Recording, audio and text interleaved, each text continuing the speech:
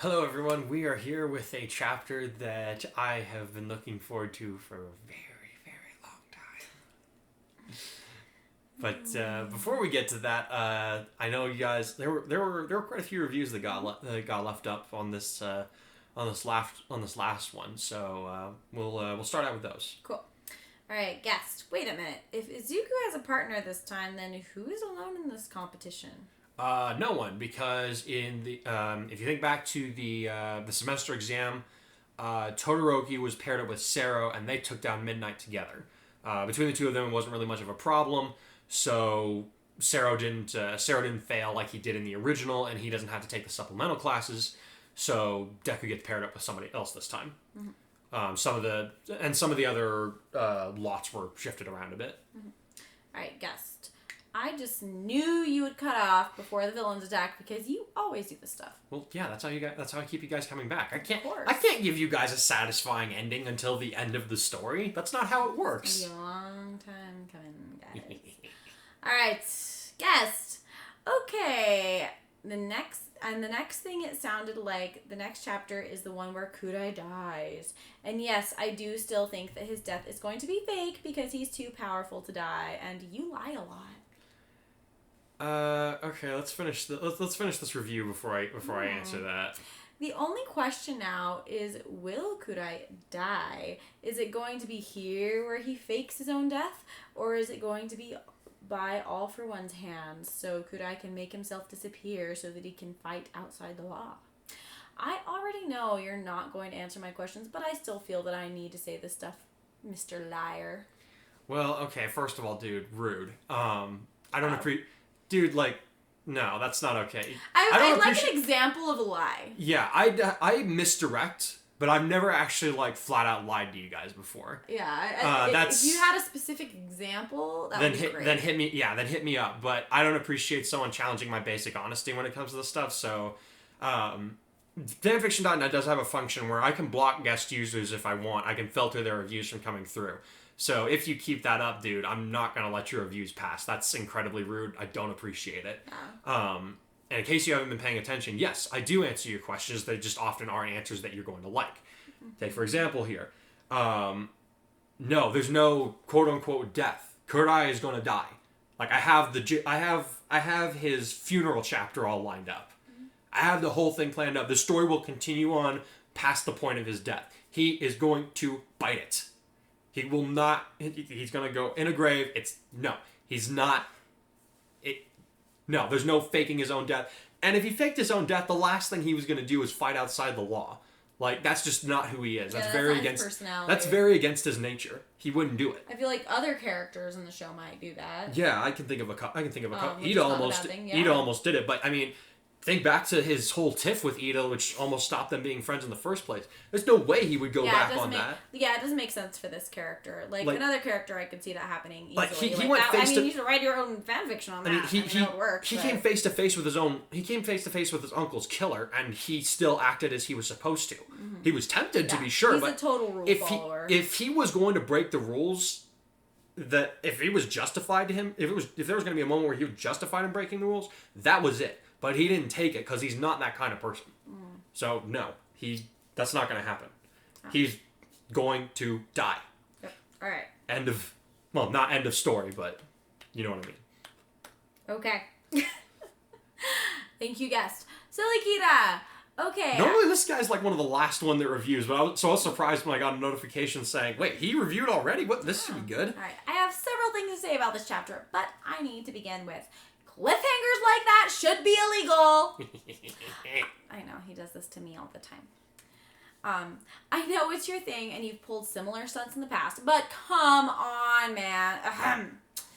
Sorry, I'll back up to the beginning. So, there is more than one drawback to Kudai's new ability. I'm glad to see this as it makes this new iteration, for lack of a better term of Energon more palatable for the story and less of a balance breaker. Thank you for clarifying / expanding on the subject matter. You're welcome. Midoriya finally figuring out Blake's powers took him long enough, and realizing why he was assigned such an unlikely partner was kind of a duh moment and made me laugh. I don't know if it was meant to be funny, but that's just how it came across to me. I mean, I didn't intend it as a humor moment, but I guess I could see how that would happen. Yeah. Okay. All right. I'm glad you appreciated it either way. Now, let's give it up for Hikari, the bro of the hour, looking out for Midoriya to make sure he isn't going to burn himself out in pursuit of an impossible goal, while making him feel reassured about himself is cool to see. I wholeheartedly approve of the bromances in the story, first with Hikari and Ida, then with Midoriya. Speaking of Ida, it's kind of a bummer that he and Hikari aren't going to be best buds anytime soon, but I'm just glad to see that they're getting along, regardless of past hurts. Yeah, me too, man. Any chance we can find out what Akurui did for his haunted house, behind the scenes? Also, where did he get the materials to build laughing gas grenades? I assume that was him that Hikari was talking about. Yes, Hikari was talking about his brother building laughing gas grenades basically out of scratch. Maybe someday I'll do maybe I'll do like a little side fiction of Akurui's haunted house or something, just funny. for maybe I can do like a Halloween episode out of that or something. Yes, that'd be kind of fun. Please do. That'd be kind of fun. That would be great. But for now, I kind of just honestly, I didn't think about it too much. I just kind of wanted to leave you guys wondering, wait, what did he do? Because I feel like that's half the joke. Yeah, but I might do. Left up to the imagination. Yeah. I mean, what do you think he did? But yeah, maybe I'll do somebody else something. write one. That would be really fun. Yeah. I might do one as a Halloween special. We'll see. Now, for the most unexpected bro moment. It surprises me how you handled Hikari talking to Uraraka about Deku. I was expecting something a little more confrontational, as your characters tend to become whenever they address something important to them, but him being totally chill was a welcome surprise. In the cover art for the story, we see Deku, Kai, Ashid, Queen, and Uravity. And until now, I had always assumed that Uraraka was there because Midoriya was. Now, I think it's more to do with her and Hikari's personal friendship, which I like a lot more than I thought I would. Also, I'm excited at the thought of getting to see Deku Gravity happening sooner instead of later, so bring it on! Also, bring it on because... What did you do? I know there's a very good chance you're psyching us out, but you've been so damn unpredictable with this story and this character that I just don't freaking know. You said the audio version of this chapter that the next installment was one of the main reasons you wanted to write the story in the first place. So even if you are trying to get us hyped about an early character death, I know something big has to be coming. You're not wrong. I hate waiting. The next week and a half can't pass by fast enough. Well, dude, just give it a few more minutes. I think we got a few more reviews to go through, and then you'll have your answer. I think he left us a second review, but I'm glad that you like the chapter. Yeah, there is a second one. Okay, yeah, because I saw that. So normally I'll get a notification and I'll be like, okay, so this person left a review, and then I won't read it because I have the option to read it in my emails. But I saw Silikira left 2 of them, and I was like, okay, I was like, okay, he's leaving it early, and there's 2 of them. What is this? What is this? So I decided to read through it, and yes. I think this is the next part that we're thinking of, right? Okay. Sorry, I forgot to include this in my last review due to how hyped I was. Still am. But I liked your artwork a great deal as the series has gone on. I just happened to wonder if you take challenges / prompts from your audience. I do now. If so, I was kind of curious to see what a gender-bent kudai would look like. If that's not your thing, it's cool. I understand, but I had thought the other day and now find myself being unbearably curious. Whatever the case is, please bring us the next chapter. My curiosity is killing so many cats. That sounded way worse than I meant it to. Sorry. That was great. That was pretty great. So I read that part, and then I talked to Becca about it, and I was like, hey, he wants me to do this. I'm like, this actually sounds pretty interesting to me. And then I was like, I want to do this. And I was like, but I want to do it. And so we decided to have a competition. So we each did our own gender-bent version. We didn't let each other look at the other one until we had finished them. Yeah, no peeking. Yeah, no peeking. So we've seen them now, but we didn't get to see them until both of us had finished.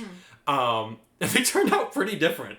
They did. Very different. Very different. Very different. I was surprised. I thought they would look similar.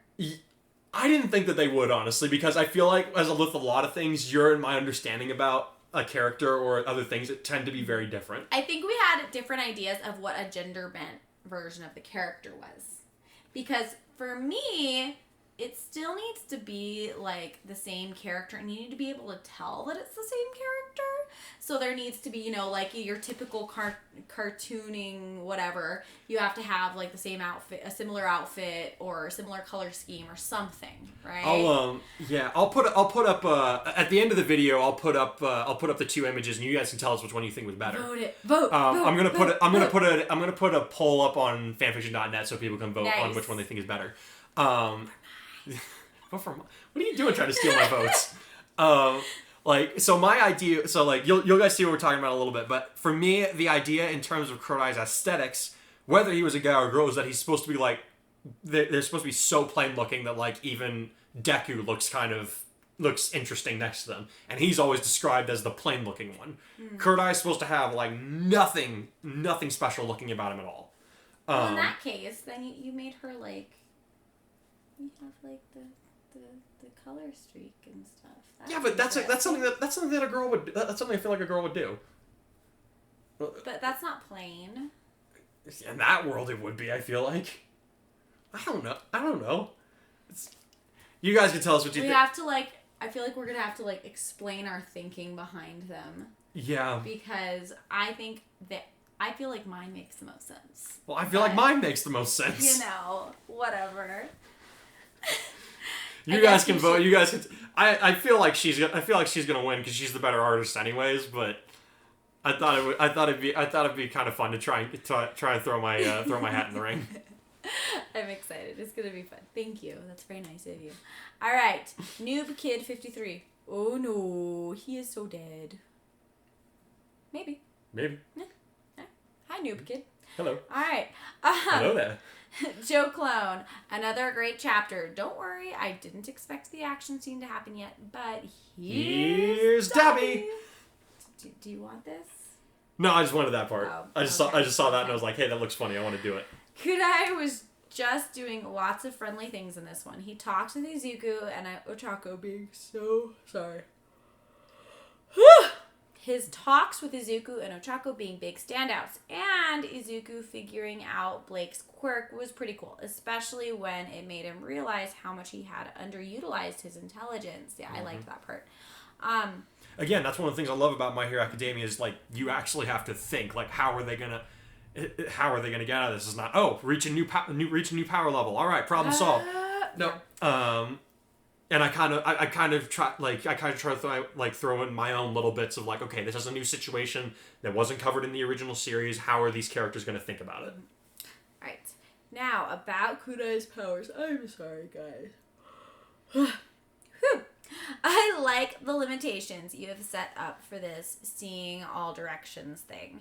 And the idea of new abilities with each chakra point really struck a Naruto chord with me. I'm intrigued. The only thing I could think of that correlates with chakra points being unlocked is the 8 gates thing. Yeah. Like, I don't remember anything in Naruto being like, okay, you've unlocked this chakra point, now you can access this element or anything like that. No, that's different. Yeah, but then I that's feel a chakra like, nature instead, right? Yeah. Sorry. No, yeah, I could see that. I've been working non-stop this week, so that's why this review is a bit late, but it'll be beach time coming up Memorial Day. Ooh, lucky duck. I wish I lived close to a beach. We went to the mountains, though. We had a pretty good trip. We had a pretty good trip for Memorial Day. We went. Yeah, it was good. It was good. I just so you guys know, I've only seen the beach once in my life, and I tend to, like, throw that out there so everyone can give me a pity party, all right? So, all right, sorry. Have a good one, Mataris, and I'll see you next chapter. Yeah, Hope man. You had fun at the beach, dude. Yeah, man. Hope so. I'm so jealous. Dude, beach trips are the bomb. We might go next summer. I'm so excited. Yeah. Is that thunder? thunder? That was thunder. That was loud. Okay, sorry. That doesn't happen much here. New Mexico is a very dry place. So. New Mexicans are such freaks when it comes to what. Anytime there's a thunderstorm, I'm just like rain, big whoop. That's because I grew up in a place where it's just like it would rain for a week straight. You wouldn't see the sun for like a week. Did our power just go out on the computer? No, the computer's still running. Okay, good. Just the monitor gets. Okay, good. No, if you want to know if the power went out, the camera would stop being blue and the microphone would stop being green. And we'd probably have no lights. Yeah, that would also be a thing. Sorry. Anyway, okay. ADD. Sorry. All right. Thanks, Joe Clone. Light Hero Kaiser. Great chapter mate. Can't wait for more. Why do I have a feeling that on a scale of 1 to grade schooler armed with a belt full of laughing gas grenades that he built himself out of scratch, how scary can she be? That was a big breath. Long sentence. Was a reference of some kind? It's Can He Be, and Kurai was making a reference about his brother, which I haven't really covered in the story, but I may do so at a later time. It's being left to the imagination at the moment. At the moment, yes. Yeah. All right. Also, I don't know why, but I can totally see Kurai doing the God/burning finger from G Gundam, but that might just be me. I have no idea what G Gundam is, dude. Sorry. Uncultured swine, right here. That bit with Uraraka was very sweet. Yay. I agree. It reminded me of my friendship with your friend Justin. That's how we are. We're just like, dude. Don't be throwing names out there, man. No, man. No. He and I have that friendship. Okay. No, he and I have that friendship. Okay, all right. Right? Like, totally gotcha. platonic, but we can, like, randomly talk about, like, really intense stuff sometimes. All right. Good-o. Anyway, sorry. Bloop, bloop, bloop, bloop, bloop, bloop, bloop, bloop. Okay. Wait to S... Wait is... Oh, I think you meant to say wait is... Is Mina going to die in the attack? She better not. If she does, I'm using my Gundam to get payback. Just joking. Or am I? Blade Hero Light signing out. Does ignorance count as a shield? Because again, man, I don't know what Gundam is. Sorry. I'm sorry, man. Alright. Very soon. Thanks, Light Hero Kaiser.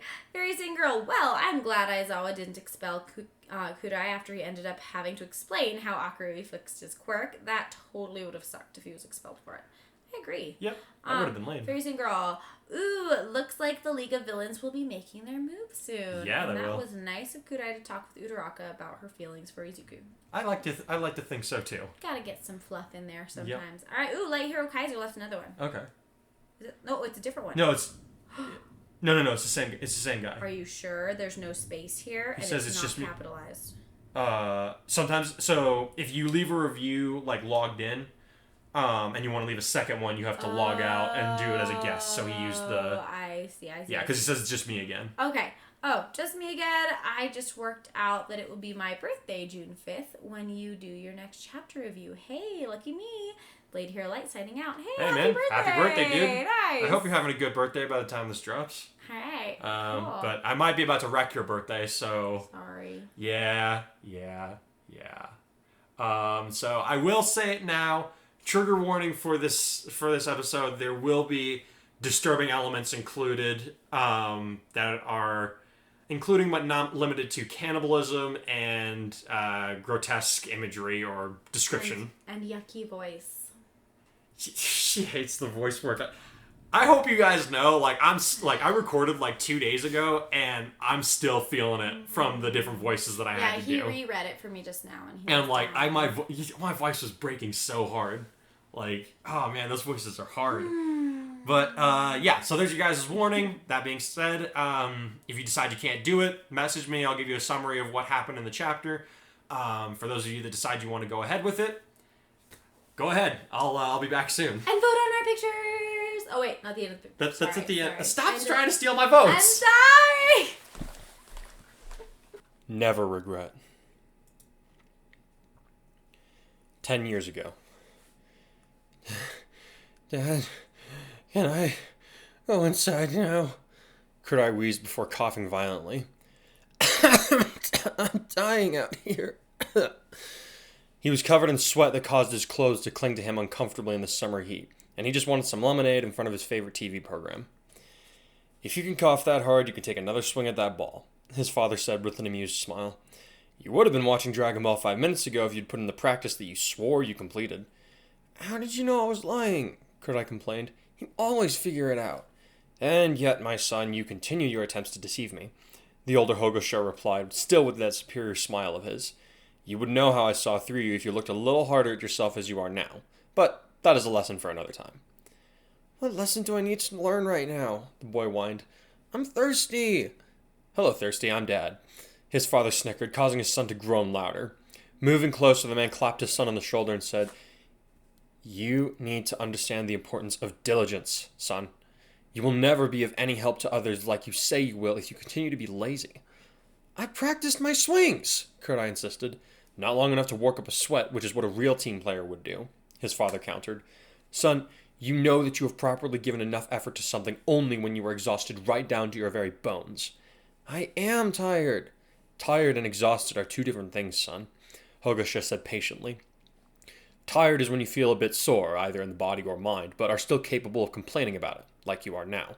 Exhausted is what happens when you work yourself properly, to the point where you went even further than your body told you that you could, and still emerge successful in your endeavors. You wouldn't have the energy to complain if you were exhausted. What does endeavor mean? The little boy asked. Isn't he that fire hero? He took his name from the word that I'm trying to teach you about, his father answered. It means when you work hard to finish something. Not every endeavor is successful, son, but every attempt is satisfactory when you work yourself as hard as you possibly can and then some. Giving his son a smile and another pat on the back, he added, Son, when you think you're done, always give it one more push, and if you really were done, that's that. But don't ever let yourself wonder if you could have made that final effort, when it seemed like your goal was just out of reach. Don't ever allow hindsight to disappoint you. If you run out of endurance today, just borrow some from tomorrow. Dad, what does hindsight mean? Kurai inquired, at which his father rolled his eyes to heaven. Finish 10 swings and then ask your brother. I don't wanna, he's bossy. You're the older brother, boss him back! Present day. So what were you and Uraraka talking about? Kurai cocked his head at Blake as they walked underneath the night sky in the woods, one eyebrow raised. This and that, he answered vaguely. Why? Whatever you said totally changed the way that she acted around Ruby, the American girl answered. Whatever it was that you did say, thanks. For what? Ruby is always looking out for other people, Blake answered. She doesn't look after herself well enough, if you ask me or Yang. To have someone else keeping an eye on her is a relief for her sister. I wasn't really... Kurai suddenly cut himself off, holding out a hand to keep his partner from advancing any further. What are you doing? Blake asked him as he started looking up at the night sky, his brow furrowed. You smell that? He asked in a tense voice. As soon as he spoke the words, Blake realized that there was a not unfamiliar scent in the air, but it seemed out of place. It smelled like... Is that smoke? She asked, her eyes going wide as they detected an ominous blue glow coming from deep within the forest. If it is, I'm betting that light we're seeing is the fire that's making it, Kurai said, his voice strained. And I don't know about you, but I've never seen a natural fire turn blue. Is it a villain? Blake asked, all of her senses on high alert as she unconsciously moved to place her back against Kurai's. I want to say hopefully not, but my class's unlucky streak demands that I answer otherwise, Kurai groaned. We need to get back to camp. There's no telling how many there might be, or if it's just the one person that's doing this. What about the people ahead of us? Blake asked worriedly. We should go warn them about what we've seen. Look, we're in a bend that starts us on the loop back to the cabin. We might be the only people on the path that have seen this. Kurai hesitated before he nodded and said, Okay, but we're not clear to start a fight with anybody. Even if you have a provisional license, it's not valid in Japan. We can only pass on what we've seen and warn the others. Then let's get going. She replied as they began to run down the path, heading deeper into the forest. How did this happen? Mandalay gaped as she gazed upon her wounded teammate at the mercy of a murderous villain that called himself Magna. The beefy villain held Pixie Bob's head underneath a large metal rod that was poised to crush her skull at the slightest provocation. He was accompanied by a lizard man, who was armed with a massive sword that looked like it had been scrapped together from dozens of other weapons. We are the Vanguard Action Squad of the League of Villains, said the scaly man with a proud smile. I'm Spinner, and I'm here to see that Stain's will is carried out. Ida made a noise of disgust as he said, So these are the kind of people that he ended up inspiring. The training camp was a secret. Most of the teachers didn't even know where it was. Izuku said in a trembling voice as Tiger stepped between them and the villains. How'd the League find us? That doesn't matter right now, Mandalay told him. Everyone needs to know what's happening, and you kids need to get somewhere safe. A frown creased her features before her thoughts echoed throughout the forest, saying, "Everyone listen up! Villains have attacked the camp. 2 of them are here in the clearing, but I don't know how many more are in the forest. Students, return to camp at once and do not engage the enemy." Izuku almost turned to run with the other students, but the horrible thought suddenly occurred to him. "Mandalay!" he called as he turned back toward the pro-hero. "Koda! I know where he is right now! If I'm right and he's out there by himself." "Stay here," Aizawa ordered as he dashed out of the room, slamming the door shut behind him. "But—" "Sit down, Missy," Vlad King said sternly, his permanent scowl deepening as Mina stood up from her seat. "Even if you did go out there, you're not cleared to fight. This disaster is the adult's responsibility, so we're gonna clean it up. It's our first priority to make sure that you kids stay safe." "Come on, Ashido," Kirishima said as he urged his friend back into her seat. "I know you're worried about Hikari, but I'm sure he'll be fine. He's smart and probably the strongest fighter in our class. If any of us have a shot at making it out of this okay, it's him." "I don't want him to be okay. I want to be out there with him, facing danger," she said miserably. "That's what a good girlfriend does, right? Support their boyfriend when he's in trouble?" "Trust me, if we were given permission to fight, I'd be charging out the door right alongside you," Kirishima told her as Vlad moved to watch the door for any signs of movement from the outside. "I mean, all our friends are out there, probably scared for their lives again. I want to go help them, but our hands are tied." "If something happens to Kurai again, so help me," Mina groaned as she put her head in her hands. "I don't want to see him in a hospital again, Kirishima. I can't take seeing him in pain like he's had to be." "He won't be," her friend said as reassuringly as he could. "His brother fixed him up, remember? His quirk won't hurt him anymore. If he gets permission to fight, those villains better watch out because he'll be laying down some serious hurt." "Taking a shortcut was a terrible idea," Blake shouted as she ducked underneath a shadowy tendril that tried to crush her under paste. She and Kurai had decided to head back toward camp via a more direct route after receiving Mandalay's telepathic message. However, they had run into a problem most unexpected. "Like I knew what this was going to happen!" Kurai yelped as he blasted another shadow away from himself. "Tokoyami, chill the hell out!" "I can't control it!" The boy groaned from the depths of a massive shadow.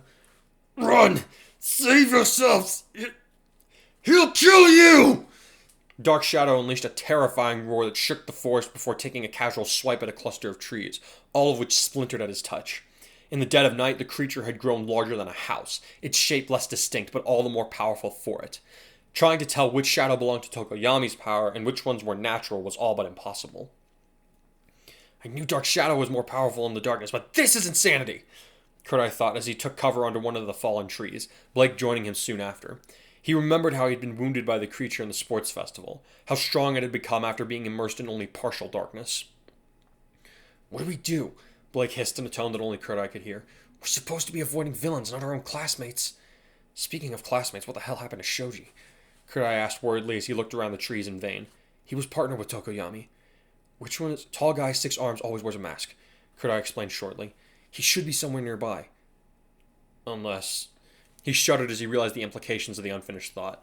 As Dark Shadow is right now, there's no telling what he'd do to Shoji if he was caught off guard. He nearly killed us because we just showed up. "Hikari, we need a plan," Blake said in a sharp tone. "We have to get back to the camp no matter what it takes. No matter what it..." He stopped before fixing a furious look on his partner's collected features. "Are you suggesting that we abandon Tokoyami?" "He told us to get away and we don't have the means to fight his monster," she replied through thin lips. "We should go while it's not paying attention to us." "What if that was Zhao Long, or Rose, or even Shinny in the middle of that?" Kurai demanded angrily. "Would you abandon them if they told you to run for it?" Blake hesitated, and Kurai felt a deep shaft of disappointment wrench his gut as Dark Shadow began to tear through the trees in a direction away from them. "You have a lot to learn about being a hero if you can't answer that without even thinking about it," he said bleakly. "Go on ahead if you want. I'm not leaving my classmate's side." "Hikari, I didn't..." "Hikari? Belladonna?" A familiar voice panted as the owner staggered into view. "I thought I heard voices." "Shoji!" Kurai leaped to his feet, intending to greet his classmate, only to stop in horror as he realized that one of the larger student's left hands was missing. "Dude, it's not as bad as it looks," Shoji panted as he kept the severed stump close to his body, keeping his voice low as not to attract Dark Shadow's attention. "It hurts, but I can grow a new one with my quirk." "Here, let me help you with that," Blake said as she pulled her black bow from her head and using it to bandage the wound, which Shoji thanked her for. "What happened?" Kurai asked his comrade. Shoji replied by telling them that he and Tokoyami had just received Mandalay's message when they were attacked by a villain. Tokuyami's control over Dark Shadow during the nighttime was tenuous at best, but when an attack severed Shoji's hand, the monster raged out of control, lashing out at everything in sight. I'm almost wondering if the shadow had done that to you, Kurai muttered as he indicated Shoji's wound. Question is, how do we help him? You heard Mandalay, we're supposed to go back to camp, Blake insisted. Before Kurai could berate her, Shoji preempted him by saying, if you feel that you need to run away, you're welcome to do so. I'll keep Dark Shadow busy so you can get through. Not alone, you're not, Kurai insisted. And we're going to do better than just distract him. We're bringing Tokoyami back to camp with us, safe and sound. Just saying that isn't going to make it happen, Blake pointed out. We'd need a way to contain his quirk without it killing us. At least she hasn't just up and left, Kurai thought. Dark Shadow has a weakness to bright lights, he explained. If I can hit him with an attack that generates a lot of light, it should weaken the monster enough for Tokoyami to get control of it. What, like a Kamehameha? Shoji grunted, his wound clearly bothering him again. If I did that and hit him in the wrong place, I might accidentally kill him. Kurai closed his eyes and murmured, I need to be able to hit him in exactly the right places, and I need to do it fast enough that the shadows won't have time to retaliate. How will you do that? I'll do this. As he finished the last word, his hair began to change colors, even as a glowing symbol resembling an eye began to appear on his forehead, in between his eyebrows. Alright, big boy, you want to dance? Yang asked challengingly as she popped her knuckles while staring at a massive villain calling himself muscular. Last chance to run before I open a can of whoop-ass on you. She had followed Midoriya after he'd informed Mandalay that he knew of Dakota's location, saying that he shouldn't be allowed to go off on his own. She was certain that the teacher was mad at her for ignoring her shouts to come back, but they had more important things to worry about at the moment. Ha! The villain guffawed as he cast aside a huge cloak that had hidden his bulky frame. His left eye had been lost in a battle years ago, and so a false replacement sat in the empty socket, but his right eye gleamed with a bloodthirsty delight. You sound just like the last few posers I took down before I joined the League. None of them lasted more than a second against me. But that didn't make the sight of their blood in the streets any less thrilling. Careful, Xiaolong, Midoriya grunted as he clutched at his left arm. He's strong. Next to him, Koda was trembling in mute horror as he stared at the massive villain that would have splattered him against the mountainside that he had been hiding in, had not Midoriya swooped in at the last second to save his life, and getting injured in the process. I can see that, buddy. She grinned as her purple eyes flared red. But so am I. Slamming her fists together in front of her, her hair burst to life with a golden fire as she squared off against Muscular, whose eyes had taken on a hungry gleam. Let's go, big guy! Yes! He crowed. Show me your blood! His muscle fibers burst through his skin, tripling the size of the limb right before he smashed his fist into Yang's body, sending her straight into the side of the bluff with a pain cry, her aura dying instantly as she was buried under a pile of rocks. Midoriya's jaw dropped as he realized that in all likelihood, Yang was dead under the rubble. Now it was just him standing between Muscular and Koda, and he was exhausted from the day's training. He couldn't escape someone with muscular speed if he had to carry the child. I've only got one option if I'm going to keep Koda out of his hands. Hey, he whispered to the frightened child as he fixed a smile on his face while taking up a fighting stance against the terrifying villain, whose arm was reducing itself in size. Apparently, Midoriya didn't constitute as much of a threat as Yang had. It's gonna be okay. Promise. I'm going to save you, Koda.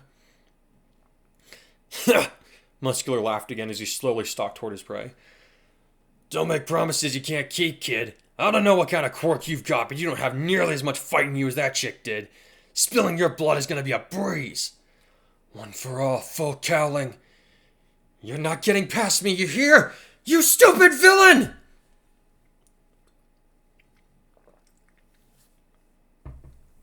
I don't like this one bit, Hikari, Blake said from next to her partner, who neglected to look at her in turn. It was this or run away, and I won't leave Tokoyami. He said, his brow furrowing harder, the glowing indigo eye on his forehead shimmering slightly brighter as he faced the sounds of something crashing through the forest. They're coming, but two of them went down. I told you that they weren't very durable. Blake shifted uneasily as Dark Shadow roared its challenge to the nighttime. Yeah, well, it would have been suicide to send Shoju by himself, and I can't move around very fast like this. He replied grimly, his now purple-blue hair ruffling in the breeze that carried the scent of smoke. Your shadow clones make enough noise to keep it occupied. That's all we needed after Shoji got its attention. After comparing notes on their quirks, Blake revealed that although it was difficult and draining to do so, she could produce several of her shades at once and have them act independent of one another, though they all disappeared after taking even the slightest hit of damage. Kurai had her generate 5 of her duplicates, which followed Shoji, who made as much noise as he could with his dupla arms, in order to attract the attention of the monster. After he had done so, he had temporarily made himself scarce while Blake's clones led the beast toward Kurai, who was waiting for the precise moment to launch an attack that would disable Dark Shadow without harming Tokoyami. The newest bellow set Blake's teeth on edge, and she unconsciously edged closer to Kurai as she muttered, "He's almost here." "I know, let me concentrate." Kurai growled, two small balls of indigo-colored energon appearing in his command, one in each hand. "I only get one shot at this." No sooner than he had spoken than did Dark Shadow burst into their line of sight, allowing them to see Tokoyami straining with all of his might to keep the monster at bay, but only in vain. "Get away!" the boy pleaded. "No!" "Can't do that, Tokoyami!" Kurai shouted back, his arms already moving. "Sorry in advance!" The two bolts of energy flew forth at his command, arcing away from each other, and distracting Dark Shadow long enough for him to will the projectiles to change course, and collide right in front of the Dark Beast. The resulting explosion produced a flash of light so brilliant in contrast with the dark that they had been wandering around in, that Blake and Shoji were blinded for a few moments. "Ikari, what's going on?" the girl demanded, dreading the sense of impending doom that told her she was about to be torn into pieces by Dark Shadow. "Did you get him?" "We got him," the boy said tiredly, filling Blake with relief. She had heard some movement, followed by the words, "Tokoyami, you alright?" "Forgive me," the other boy said, kneeling in the dirt. "You could have been killed because of my lack of control. And Shoji..." "I'm okay," the tall student said as he walked into the small clearing that Kurai had used for the ambush. "No one is hurt because of you, Tokoyami. If it were the other way around, you'd tell us to think on this later, right? If we're all okay, we should worry about it getting back to camp." "Two problems with that," Kurai said as his hair faded to black and the symbol of the eye disappeared from his forehead. "One, I picked up on something going on up ahead. Did someone get past you two while Dark Shadow was rampaging?" "It's possible," Shoji answered tiredly. "Maybe some of our classmates that were behind us continued on the path after Dark Shadow went into the trees." "Okay, because I'm pretty sure there are 2 or 3 people up ahead, and I don't think that they're getting along." Kurai rubbed his head painfully before he added, "The second problem is that I'm low on power and I can't see very well. If we run into more trouble, you guys won't be able to rely on me." "Then rely on us," Blake told him, causing him to turn a skeptical look on her. "I know I said we should run, but you were right. Look, I just... Look, I'll tell you the story another time, but the important thing is that I was wrong. You just showed me that we can always have more than 2 choices. So I'll show you that even someone like me can become a hero."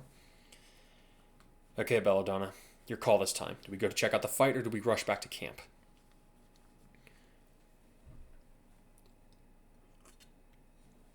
"You killed his mom and dad," Izuku grunted as his body lit up with bioelectricity once again.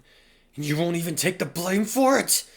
His veins surged red with raw power right before he launched himself at Muscular, who was laughing at the 2 boys.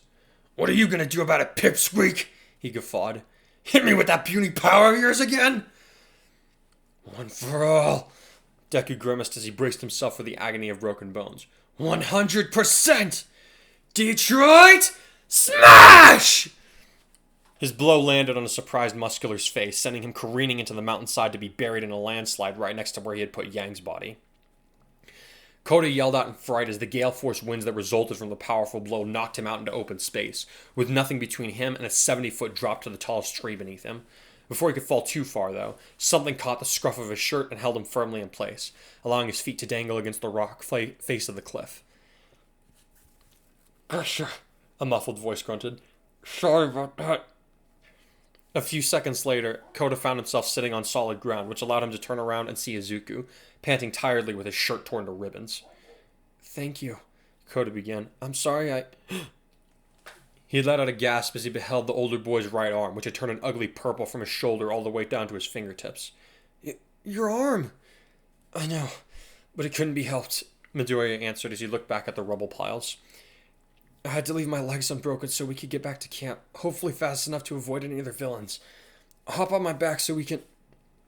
The sound of shifting rubble and a pained grunt cut him off, and caused both boys to seize up in fear when they realized that Muscular was the one pulling himself out of the rocks. "Wow," he chuckled as he reached into his right pocket. "I didn't expect that out of a kid. I gotta say, you got me way more fired up than anyone else has in a while. Probably not just those water hose losers. So now I'm gonna crush you and spray your blood all over these rocks. It'll be one hell of a painting." He roared with laughter as he reached up and put something over his left eye socket. A new artificial eye, this one deep red in color, like blood that's been left to dry for a night. "Stay back!" Deku shouted, instantly powering his arm back up to full charge, not caring that such an act might completely obliterate his limb. All that mattered was keeping his promise to Kota, making sure that he would be safe, no matter the cost. Nah, I think I'm gonna start the bloodshed for real now. Muscular's entire body began to swell in size as his muscle fibers tore and rebuilt themselves outside of his skin, enhancing his strength enough that a flicker of doubt began to take hold in Deku's mind. Showtime, kids! Let's see your blood! With a rush of wind, he was upon Midoriya, his fist coming down for a blow that would reduce the boy to paste if it connected. Muscular let out a shout of ecstasy that mingled with Kota's scream of terror into one terrible noise. Before either Deku or Muscular's blows could land, however, a new element was reintroduced to the picture. Ultimate move! Sun Dragon Fist! A girl's voice entered the scene, followed by an explosion of white-yellow energy that heralded Yang's interference. As the bloodied, but still very much alive, girl shot out of the rubble that had buried her and delivered a vicious uppercut to Muscular's jaw that punched through the swollen muscles and broke the bone, launching him skyward at a high velocity. Xiaolong! Deku gasped as he let his power fade away, Muscular's body continuing to climb even now. You're not... He hit a lot harder than I thought he would, the blonde girl admitted as she clutched at her midriff where a black and blue bruise was growing. Too bad for him, I hit harder. That looks bad, Midoriya said worriedly as he gazed at her toned stomach. You've probably got internal bleeding and there's definitely some broken bones. Somewhere in the forest, a resounding crash announced the end of Muscular's journey. From the sound of things, even that brute wouldn't be getting up for a while. You'd know, huh? Yang grunted as she pointed at his arm. Before he could make an excuse, she said, Never mind. Right now you need to get the kid back to camp. You can move faster without me, and he's the priority. Send some help this way, and I'll start making my way back on my own. Got it? As she spoke, Kota kept switching his gaze between the two of them, his eyes filled with tears that he could not explain. Are you sure? Midoriya asked her doubtfully. I don't want to leave you in your condition. Look, you're going to get help faster for both of us if you move without me, Yang said as she sat down and leaned her back against a large rock that had been knocked out of the mountainside earlier in the fight. I'll stay here if that makes you feel better. That way the teachers know exactly where they can find me. All right, Midoriya finally agreed, crouching in front of Kota as he did. Get on now. We gotta get her some help. Okay. Kota sniffled as he clambered onto the other boy's back, trying not to hurt his arms any more than they already were. I'm sorry I caused you guys trouble. Don't worry about it, kid, Yang said with a tired grin. Go with Midoriya. He'll take good care of you. Come on, Deku grunted as lightning illuminated his body. We'll be back with help, I promise. Midoriya, Yang said before he could leave. Remember to tell the teachers what the villains are really after. I won't forget, he promised. Stay strong, Xiaolong. I'll be back soon. With a burst of wind and lightning, he darted off into the night, leaving the blonde girl alone on the mountaintop. I hope you're good, Midoriya. She coughed painfully as blood dribbled out of the corner of her mouth. Because if you're not, I'm pretty sure Dad's gonna kill all your teachers when he finds out that I didn't make it. Her eyes slowly drooped closed, which allowed her in turn to pass out of awareness.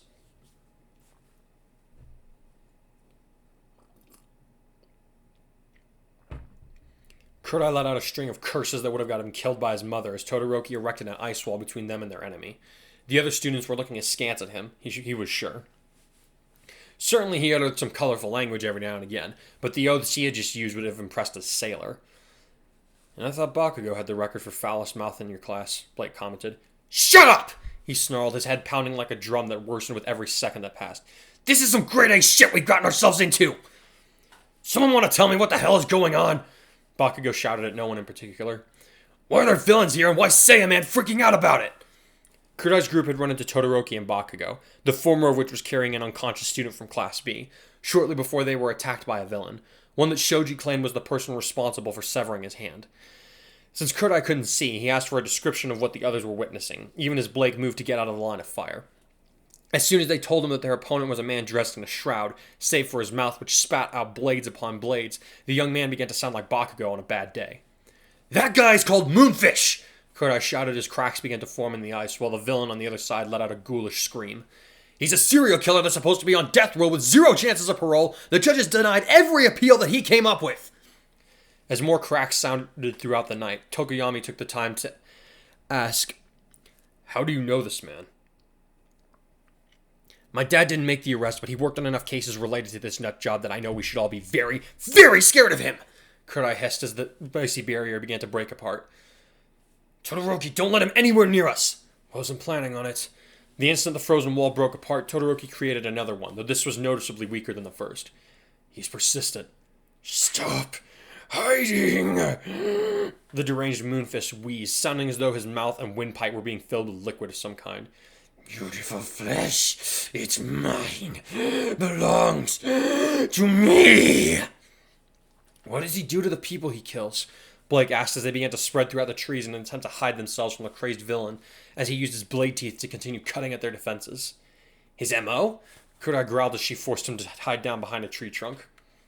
He eats his victims, sometimes alive. Oh my... Oh. Blake sounded like she wanted to be sick, and even Bakugo was being surprisingly quiet after hearing that bit of news. Yeah, and that includes pro heroes, one of whom was more formally ranked number 17, the blinded boy added angrily. Much as I hate going against the teacher's orders, there is no choice here. We don't fight this bastard, we will die. That I can guarantee. Now that's something I can get behind. Bakugo grinned as he readied his quirk for battle. Who knew that Saiyaman had it in him to break the rules? This is going to be self-defense, plain and simple, Kurai warned the others, even as Todoroki went to work creating another ice wall in order to buy them some more time, much to the frustration of their pursuer. We're allowed to use our quirks to protect ourselves in situations like this, even without adult supervision. I'm less worried about what the teachers will say than I am about getting eaten by a homicidal maniac, Blake hissed at him. Hey, I'm scared. My brain either goes comedian or legalistic when I am. Kurai shot back. Sorry, this part comes from being raised by a cop. You get scared, you start telling yourself what you know out loud so you don't freeze up! We don't have time for this. Shoji grunted as the newest ice barrier began to crumble. He's coming. I'm hitting for my limit for what I can do with my ice, and I can't risk setting something on fire, Todoroki warned them. Bakugo, you need to be careful too. A big explosion could blind us. Don't give me orders, Icy Hot! Something clicked in Kurai's migraine-addled head, and he sat up straight. Dude, that's it, he exclaimed. Bakugo, make a big blast. I don't care which way. He'll set fire. Everyone else, close your eyes. Let me handle Moonfish. He interrupted Todoroki as he concentrated past the stabbing pain in his skull, willing his power to tell him what his eyes temporarily could not. I don't have energy to spare. Come on, body, he growled internally. I know I'm at my limit, but that can't stop me right now. Come on. Go beyond! His forehead flickered with light and his hair began to shift colors as he forced his body through the pain, allowing him to see in every direction, past the trees and ice wall that was soon to crumble. It allowed him to see Bakugo moving out from behind the tree that he had ducked behind, his palms facing each other in front of his chest as he drew in a deep breath. He could see Moonfish ravenously tearing apart the frozen obstacle that kept him from his prey, practically drooling in anticipation of his favorite meal. Attention all students! Mandalay's voice cut into the proceedings, startling both parties enough to delay the standoff for a moment longer. By the authority of the Hero Eraserhead, you are hereby granted permission to fight back. Defend yourselves and return to camp as soon as possible.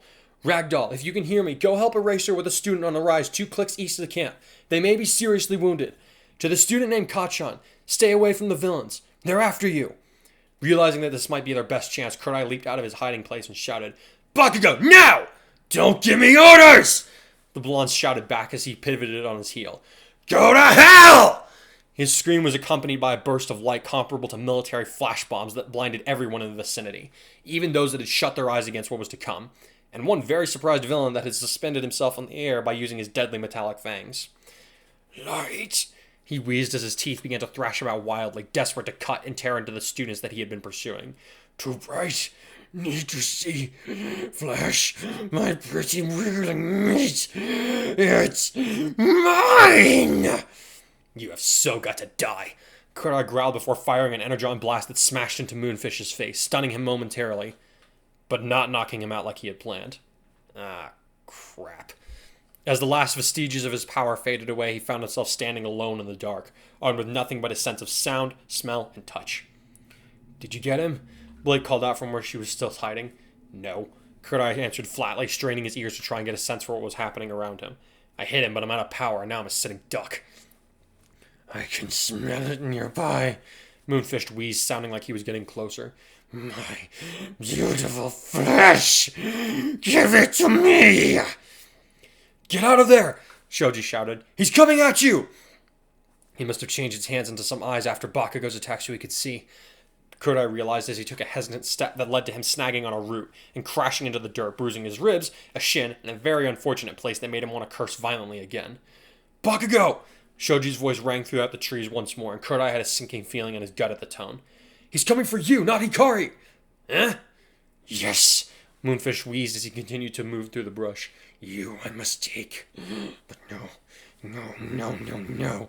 It's supposed to be mine, all of it. I can feast on all of them. Yes! Wait, Mandalay said they were after Bakugo, Kodai realized. In all the craziness of the moment, he hadn't paid much attention to what the woman had actually said, only that it distracted Moonfish long enough for them to attack. He's a sitting duck now, and you're completely out of power. Great plan, Hikari! Son, when you think you're done, always give it one more push. His father's words came back to him then. And if you really were done, that's that. But don't ever let yourself wonder if you could have made that final effort, where it seemed like your goal was just out of reach. But I am done, he thought tiredly as he gathered his legs up underneath him, even as he heard an explosion to the right. I'm blind, my strength is gone, and I couldn't put out enough energy to power a lamp, much less take this guy out. Don't ever allow hindsight to disappoint you. He could almost feel his father's hand on his shoulder, lifting him up, encouraging him to give more than he had. If you run out of endurance today, just borrow some from tomorrow. His feet were steady beneath him, and he could feel the heat from one of Bakugo's blasts, which he seemed to be generating at random, trying to fight off an enemy that he could not see. But Kodai could hear Moonfish, his ragged breaths in between the blonde boy's attacks, the sound of old wood as it was torn apart by something metallic, and the ice chunks that broke under the force of the villain's massive fangs. Okay, Dad. Kodai's legs bunched up underneath him as Energon surged into them, allowing him to shoot forward at the speed of a bullet from a rifle, but not at Moonfish. No, his target was at the center of all the fire and sound, and he flung his right arm out at the last second to catch Bakugo in the chest and push him out of the way of a jagged tooth blade. At the same instant, Kodai unleashed a beam of raw energy in the direction that the tooth had come from, smashing into Moonfish's torso and blasting him into a thick tree, which then promptly exploded. The villain was unconscious instantly, many of his fearsome incisors torn out by the roots of the force of the blast, never to be used again. Kodai crashed into a tree as Bakugo went rolling away, sputtering angrily. The blinded boy hissed sharply as his right arm throbbed with pain from the point of contact with a large tree trunk that had stopped him from hitting the ground again. Jeez, not being able to see blows, he growled as his headache intensified. On the other hand, I can't believe that actually. Hikari! Blake shouted hoarsely as she ran up to him. You! Yeah, that was dumb, he said as he waved his left hand dismissively, his right arm hurting too much to move at the moment. It wasn't premeditated, Hikari, you need to sit down right now, Shoji ordered as he approached, something like panic in his voice. Right now! The second utterance was followed by Kodai being forced to sit, much to his irritation. Hey, what gives? He demanded, his head swimming from the pain now. Don't do that. I might actually hurl. Hikari, how do you not feel that? Todoroki asked breathlessly. The alarm in his voice really got Kodai's attention, so he tried to look for his friend, but he still could not see anything in the gloom that veiled his eyes. He heard another set of footsteps approaching before the owner recoiled with alarm. Lady Luck and gods have mercy, Tokoyami gasped. What exactly am I supposed to feel? Kodai asked as he shrugged, wincing at the pain in his arm. I guess I hit that tree with my arm harder than I... That's the freaking point, Hikari. Bakugo's voice, contained in those 5 words, stopped Kodai dead in place. Forget the fact that he sounded legitimately frightened for once in his life. He never calls anyone by their name, except for Kirishima and Uraraka. Guys? Kodai asked in a quavering voice as he began to feel something wet drenching his right side, starting at his pectoral muscles and trickling steadily down his ribs. What's wrong with my arm? Hikari, Todoroki. Kodai grunted as he blindly reached out with his left hand to grab his friend's shoulder like a vice, panic filling his voice as his body began to grow cold, and his head swam like a child drowning in the ocean. What's wrong with my arm? Why can't I move it? Even as he asked the question, his mind flashed back to the second that he had blasted Moonfish and moved Bakugo out of harm's way. He remembered feeling his hand connect with Bakugo's chest, and then nothing from that arm but pain and a sound. The sound of something heavy hitting the forest floor. Back at the camp, Mina suddenly shivered, goosebumps breaking out on her skin as she rubbed her arms to try and warm them back up. Kirishima saw this and moved from where he had been talking with Ida in order to approach her. Hey, he said with a concerned frown as he sat next to her. You okay? I don't know, she replied as she placed a hand over her heart, almost unconsciously. I've never felt like this before, but She hesitated, unsure of what she was going to say was foolish or not. But what? Her friend prompted gently. She looked at him in the eye and whispered, Kirishima, I feel like someone just walked on my grave. Why can't I move my arm, Todoroki? Ikari, the heterochromic boy answered in a scared voice. I'm sorry. You don't have an arm there. Not anymore. Oh, good, I choked out. Oh God. His stomach spasmed and he was violently sick all over himself and the others. Before any of them could even recoil with involuntary disgust, a loud, piercing scream of raw animal agony erupted from Kodai's lungs, carrying for miles throughout the forest.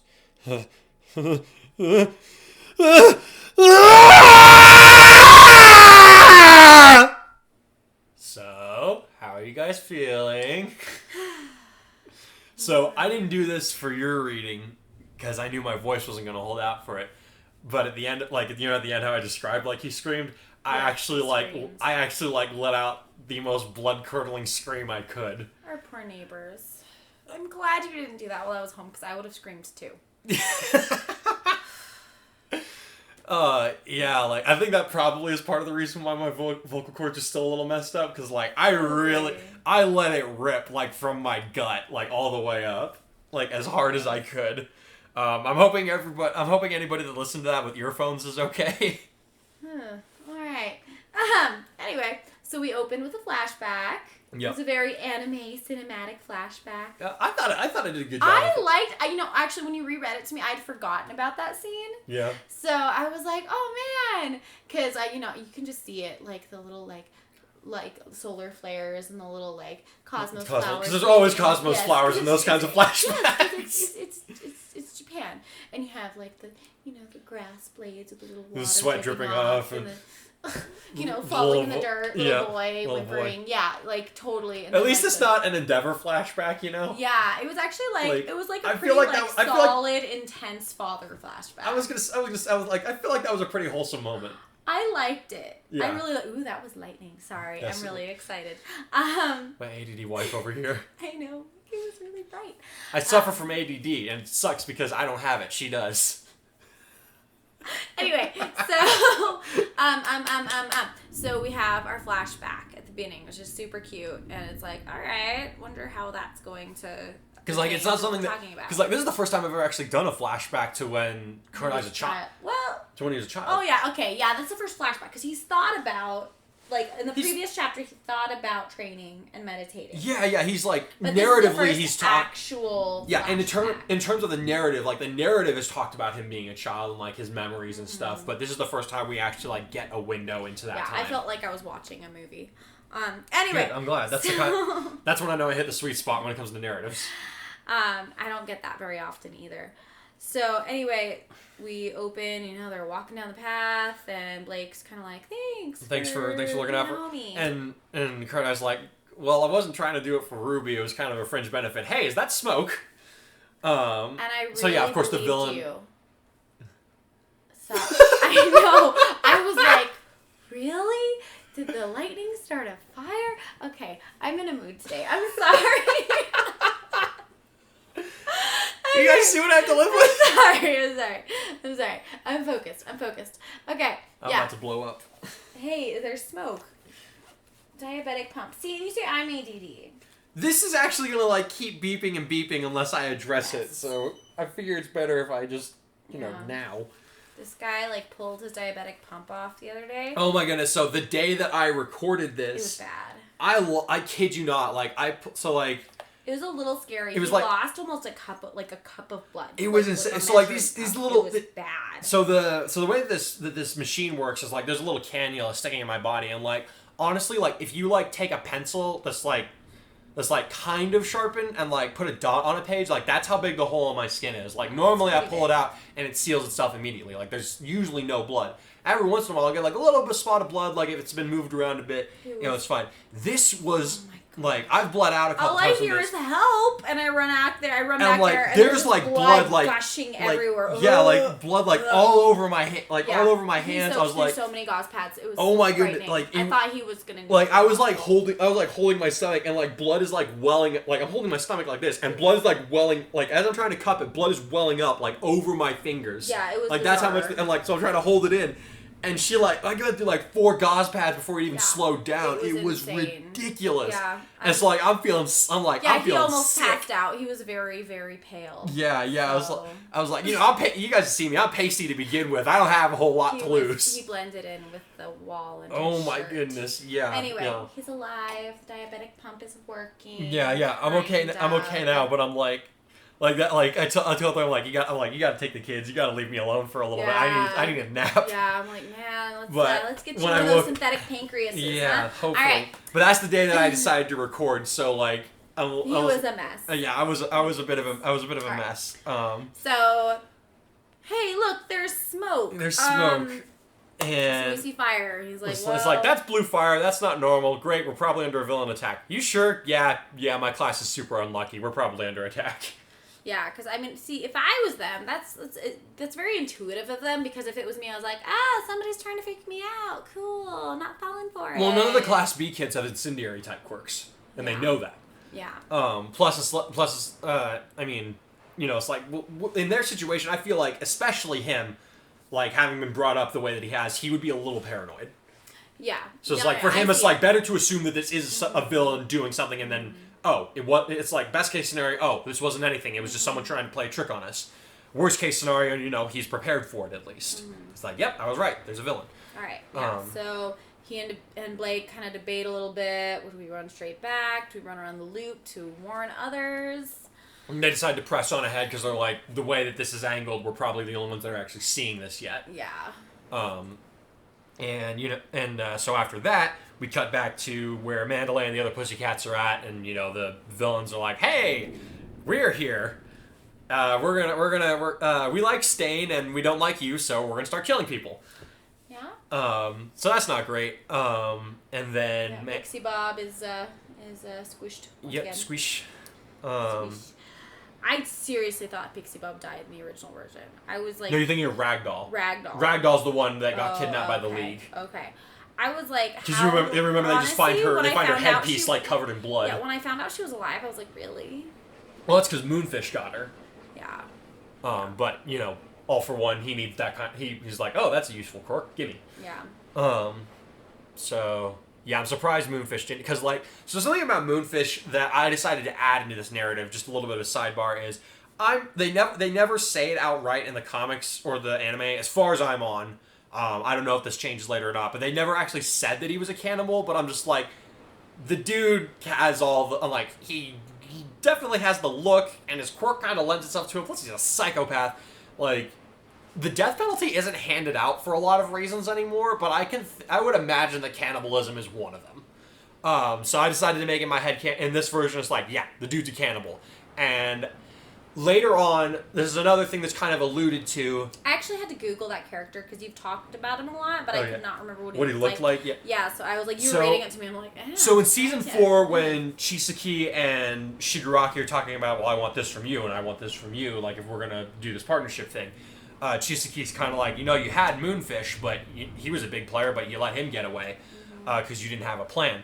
That kind of I'm like, okay, Chisaki would be like on the lookout for powerful players, so that kind of tells me that Moonfish must have been a bigger deal than he was initially like given room to show. So I was like, okay, so I'll make him a cannibal, and he's like killed some higher up heroes. Like, this guy should be something enough that like when Kurai meets him, it's like, oh shoot, we're in trouble. Yeah. And you don't see him like that get that like unnerved easily, and he's like. But we'll get to that. We'll get to that in a little bit. Yeah. Okay. So before that, we kind of have a lot of jumping. I don't like stories when they jump around a whole lot, but I feel like it kind of had to be done in this chapter because there's just so much going on. Yeah. Like, I feel like it would be more of a broken narrative if I did. It's like, okay, here's everything that happened to Kurai. Then the next chapter, let's go back. Here's everything that happened to the students back at the base. Let's jump back. Here's everything that happened to Deku and Yang when they went. I just felt like it suited the narrative a little better to do those jumps. Yeah. Yeah, and so we have Deku and Yang. Yang. So in this one, Deku doesn't fight muscular on his own. Yeah, I figured. But Yang really only throws a couple punches. Let's be real. No, it only matters who throws the last punch. Yeah, but I thought it was cool though because I don't know. Because we still get Deku still gets his badass moment. Mm-hmm. He doesn't, but he doesn't almost splinter his arm with his 1 for all 1,000,000% moment. He was gearing up to do it, but Yang got in before he could. Mm-hmm. And it wasn't necessarily a wanting to save Deku from annihilating his arm moment. It was just Yang is if he's running off by himself. Yang kind of has that protective nature, and I didn't get the chance to put this in the narrative, but she's probably thinking okay, my sister's got to be out here somewhere, so I'm gonna go help Deku, and then maybe after we're done with whatever he needs to do, we can try and find Ruby. It didn't play out that way because she just got beaten half to hell. But I imagine that was her thought process when she ran off after him. Mm-hmm. So, I mean, in the end... So I think it fits the character. Yeah, in the end, we have pretty much the same result. And, we have little boy... I keep forgetting his name. Coda. How am I forgetting that? It's like Brother Bear. Coda gets carried back. Yeah. With Deku. Excuse me, Deku. Although we've got Yang with serious internal bleeding. In the middle of nowhere with villains everywhere. Yay! Yeah. So meanwhile, Mina. we have Mina, Dark Shadow. The Dark Shadow bit where we kind of have a little tiff between Blake and Kurai, and she's so the background's not for Blake's character isn't exactly the same, but I'm sure you guys can surmise it's she was brought up in an environment where it's leave your friends behind if they're not going to be able to make it on their own. And for Kurai, that's an anathema. He's no, you never leave somebody behind. You just don't do that. So they have a little argument of ideals, and he's just look, I'm going to stay. Shoji. So in this version, in the original version, it's Deku and Shoji who catch up to Tokoyami, and they actually don't beat him until Dark Shadow takes out Moonfish, and then Todoroki and Bakugo have to use their fire to calm him down. In this version, we actually have Tokoyami calm down almost not almost immediately, but much sooner than in the original. Mm-hmm. And Kurai's able to. We already see Kurai's thinking fast on his feet. He's okay, we can't really see. Is this Tokoyami's Dark Shadow, or is this just a regular part of the Shadow? They're in a lot of unknown territory here. So, but he realizes I can see where he is. That's a lot of rain that's happening. Wow. He realizes I have this ability that I've been working on. I can see where he is. I know exactly where I can hit him instead of risking a laser blast that's gonna disintegrate him. Because he doesn't want to kill his classmate, obviously. But they're able to work that out. Of course, those drawbacks are still being made present. He's been working out all day. He's really tired. And after that, it's just oh great, I'm blind. I can't see anything. You guys are gonna have to help lead me out of here. By the way, it looks like there's another fight that's happening up ahead of us. Yeah. So then we get over here, and he's lost it. Meanwhile, we have Mina having a little bit of a freak out because she's worried about everyone, specifically Kurai. And it's come on, girl. You're in hero work. You have to kind of expect this, but she's not really in her right mind. Well, she's not in her right mind, and you know what? She always she kind of has the thought of hero work. Well, that's what she's training to do. Why can't she go out and fight alongside the others too?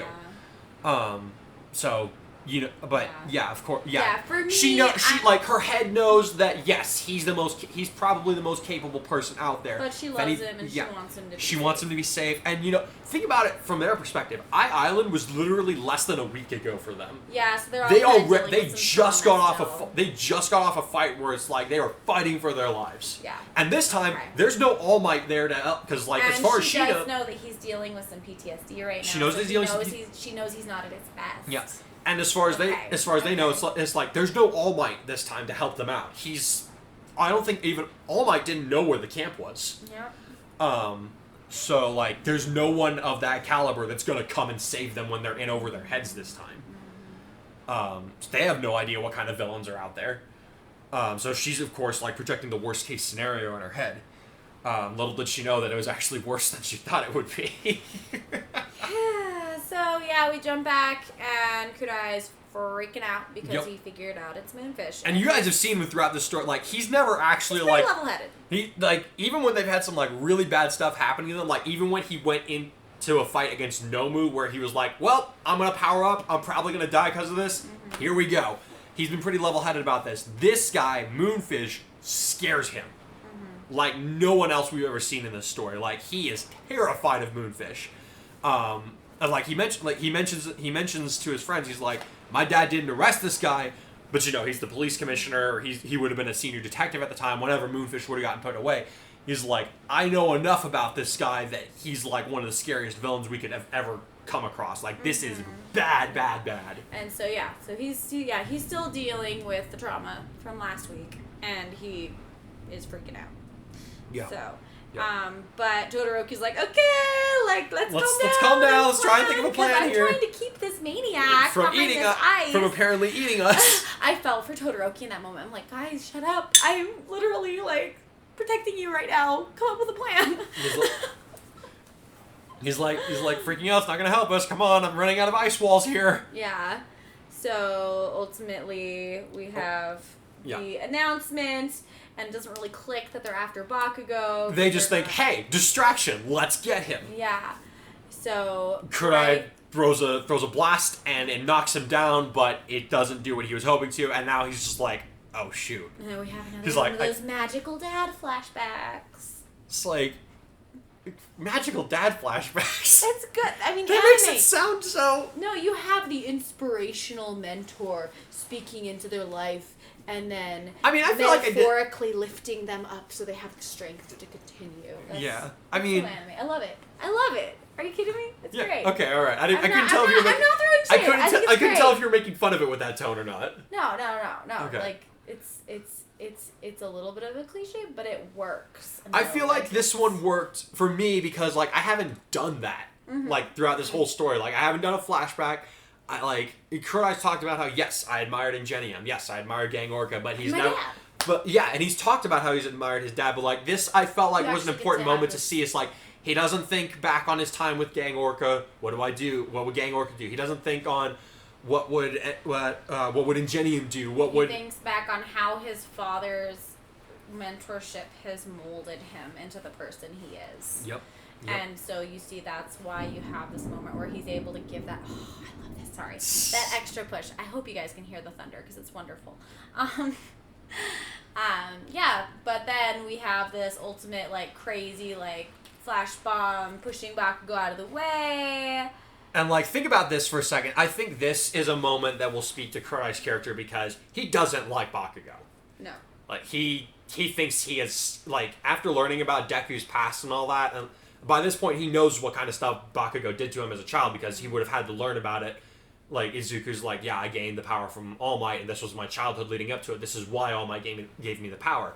Kudai understands what kind of person Bakugo really is at this point. He didn't like him before. He has much more reasons to like him even less now. But that doesn't matter to him in this moment. Yeah, he's still... He's like, okay, he's the one in trouble. I need to get him out of trouble. Because I'm technically the... Dang. Bakugo's throwing a tantrum out there. Gotta love those desert flash floods, man. Good grief. Crazy. But yeah, I want, like, the reason that I was looking forward to writing this chapter was this scene, was because I wanted there to be a moment where we get to see what kind of hero Kudai is. Like, he is pushed past his limits. Pushed past his limits. He is blind. He is terrified of this guy.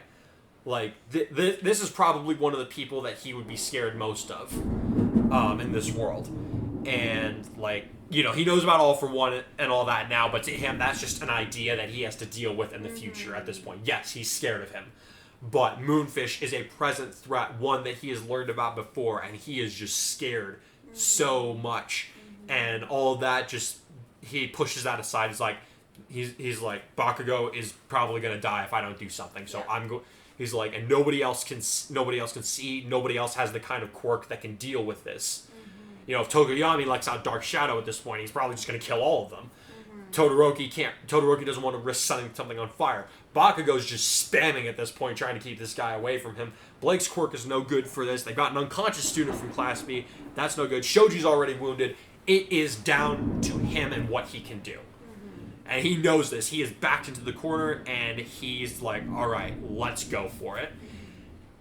And it costs him. Yep. Like, that is the Big reality. ouchie. That is the reality, is that sometimes you can do everything right, and it will still cost you. And sometimes, because you did the right thing, it will cost you. I actually, so a couple of my friends are in the medical field, and I asked them, I'm like, somebody chops off your arm, and you don't have the stuff for a tourniquet. Can you bleed out? And I remember them a couple of them actually argued about it. They're like, what? They're like, well, depends on how fast you can get the medical attention. And I'm like, well, they're out in a cabin. And one of these guys, he follows My Hero Academia, so I described to him like what situation they're in. He was like, oh yeah, he could definitely die out here. Like, there's no questioning that, because they don't have the equipment for a tourniquet. And Tear your shirt, man. yeah, you can tear your shirt, you can staunch the blood flow, but like the problem is, so like, I put it on the visual. I put a visual for when he got his arm cut off. But I'll remind you, like, he got his arm cut off like right here. That's a super awkward angle to be cut at. Like, they can try and tie something there, but like, you need like actual equipment to like fashion a proper tourniquet. And they don't have what they need to make him a proper tourniquet. So like, already he is bleeding out. And my friends, I was like, so how much blood would actually be coming out? I'm like, are we gonna like be spraying gallons and gallons? And they said, no, that's not how that would work. So what happens in a case like that, your muscles actually like automatically clench up as hard as they can to try and prevent that kind of blood. You won't immediately bleed out to death, but it will definitely, once the muscles start to relax. Once the muscles start to relax, you're in big trouble there. Okay. So like instinctively though, your body's gonna try and tense up, and like that's what he's doing right now. That's why he's screaming. His entire body is just tensing up, and like that's what's hurting him. More than the cut itself is his muscles and his nerves being exposed to the air and like having been slashed and severed and torn apart by the teeth. That's what's causing him to have all this pain now that the adrenaline's wearing off. Okay. So he could definitely and the blood loss might not even kill him. The shock might kill him. So I posed this question to my friends, and like, again, one of them knows My Hero Academia. I was like, under these circumstances, can he die? And he was like, oh yeah, absolutely, he can die from this. Mm-hmm. So things are looking really, really crappy for him right now. But yeah, like, obviously I'm not gonna. How could it be V1 though? Because when would he have a chance to record something? I will actually get to that very soon. But yeah, I won't tell you guys if this is it or not. Like, honestly, Kodai may die there in the forest, and this injury will, and even if he does survive it, his life is not going to be the same after this. If he can, like, the dude's arm is gone.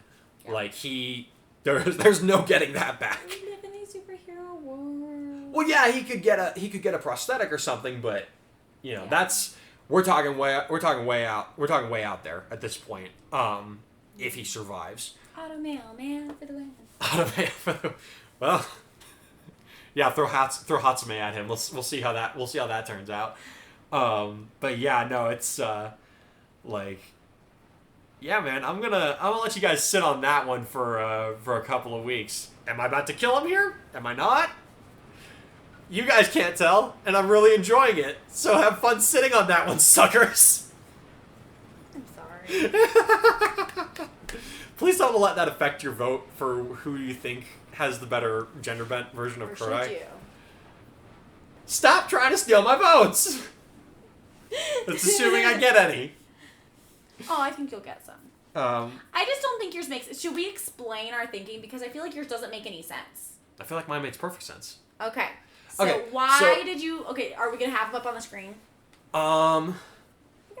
Yeah, I can put them up on the screen. Okay. So yours. So mine. Okay, so visually, Kurai is supposed to be very unassuming. Like, you're supposed to look at that person as just like, you could put that person in a background Like, that would be a background character in an anime. Like, they would sit very far away from the windows, because, all the important characters sit by the windows. Like, this character... His character would sit, like, as far away from... And he actually sits... He sits in the... Like, he's got the row with Deku and Bakugo, but that's actually the furthest one away from the windows in the classroom, which I don't know if the author was trying to be ironic there, or what, but he sits as far away from the windows as you can get. Normally that's against anime stereotypes. And he doesn't sit toward the front of the class either. He's, like, kind of in the back. Yeah. Okay. So there's that. So, like, she in this case is supposed plain. to look like that. Yeah. And you were talking about the pink stripe on her hair. So I actually have an explanation for that. That's not plain. That's, like, bam. So this character, she has the same backstory and everything. Like, uncle died when she was young. But as a result of this, she's the only daughter, so, daddy's girl and stuff. But, so I don't know if there's any... I haven't thought about it hard enough to think about if there's any favoritism between her and her brother. I'm not gender-bending Akururi. I like him just the way he is. I almost included him in my picture, but then I got lazy, so... But yeah, so... Supposed to look unassuming, but the pink streak... So she got close to her aunt after her uncle was killed. Her aunt's name is Sakura. She also happens to be a big Naruto fan as opposed to Dragon Ball. I'm not saying... Before you get on me about that... Before you get on me about that, I've met a lot more girls who are fans of Naruto than I have met girls who are fans of Dragon Ball. It's a demographic that I've experienced personally. I don't know if it's the same the world over. Right. I'm just saying. I feel like I feel like you got into Naruto a lot more easily than you did into Dragon Ball. True. I feel like Naruto is aimed at a much wider demographic than Dragon Ball is. Mm-hmm. Dragon Ball is about punching people. Boys like punching people.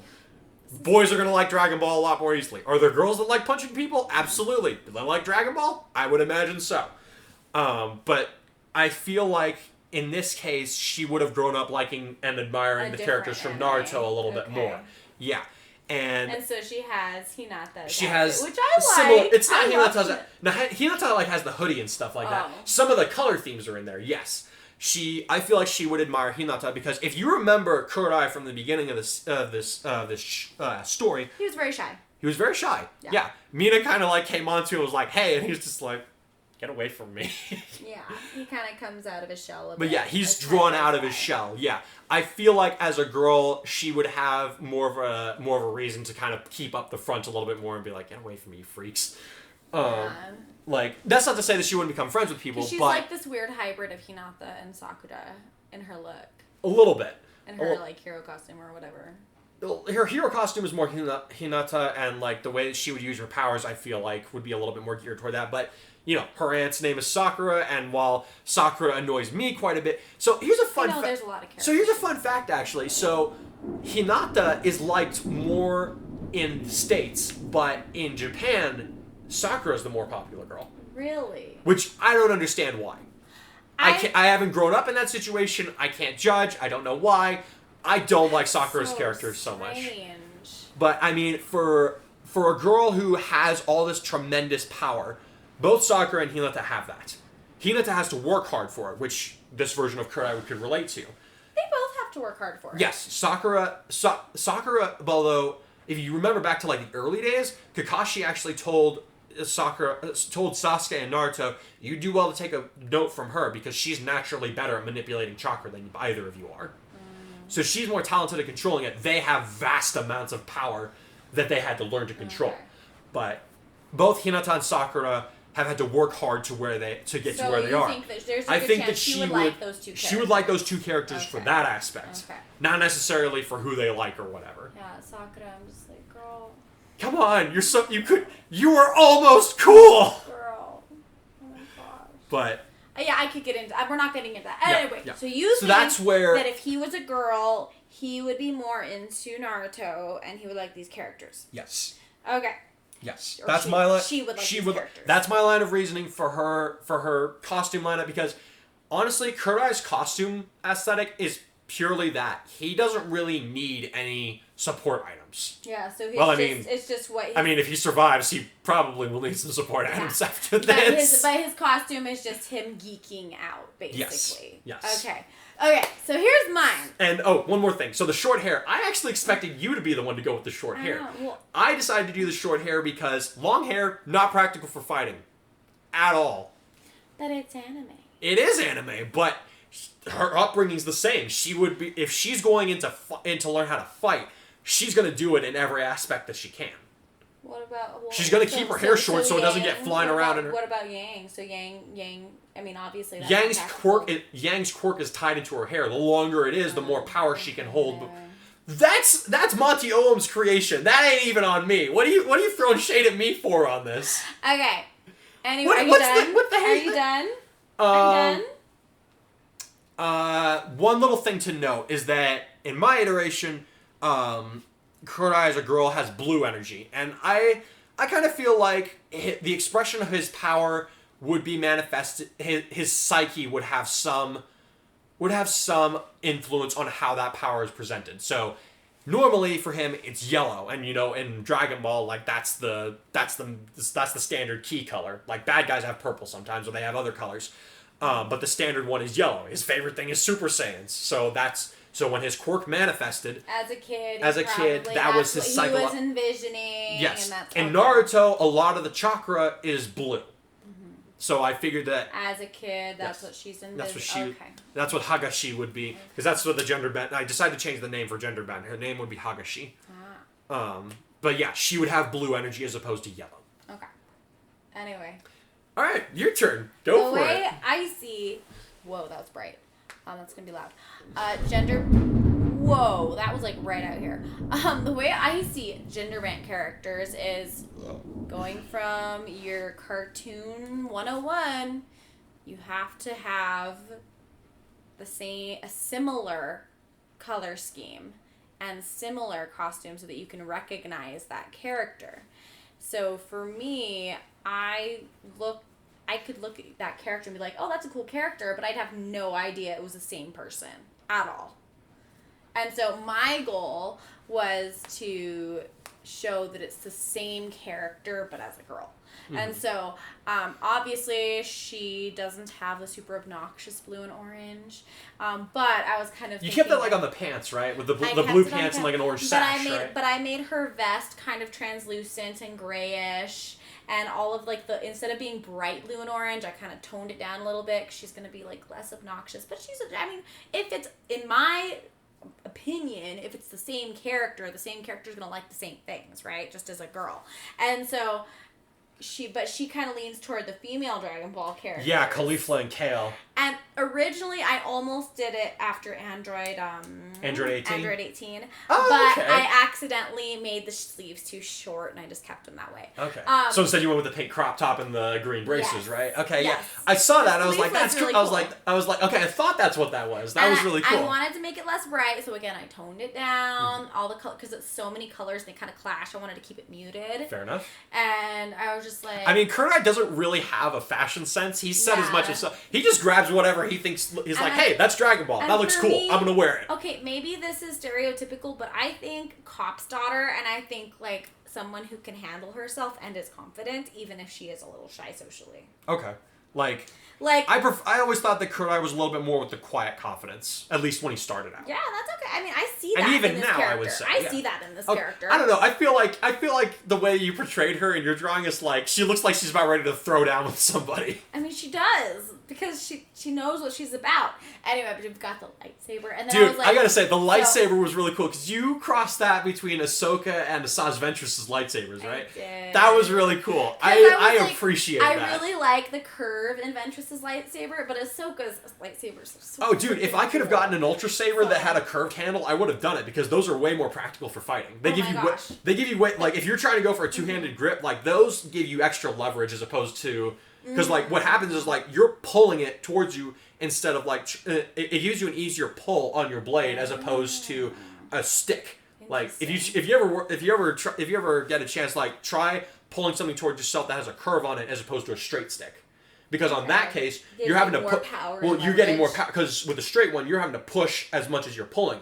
With a curved one, you can just pull on it, and you don't even have to push that hard. Like it'll do most of the work for you. All right, Cool. So I can anyway, appreciate that. I was really excited about the lightsaber. Originally, I almost made it a really like plain, simple like lightsaber, but I was like, no, I'm gonna make. Dude, I was so detail oriented on the lightsaber that I crafted for this guy. Oh my goodness! You remember how long I worked the first time I drew that stupid thing? Anyway. Oh my goodness.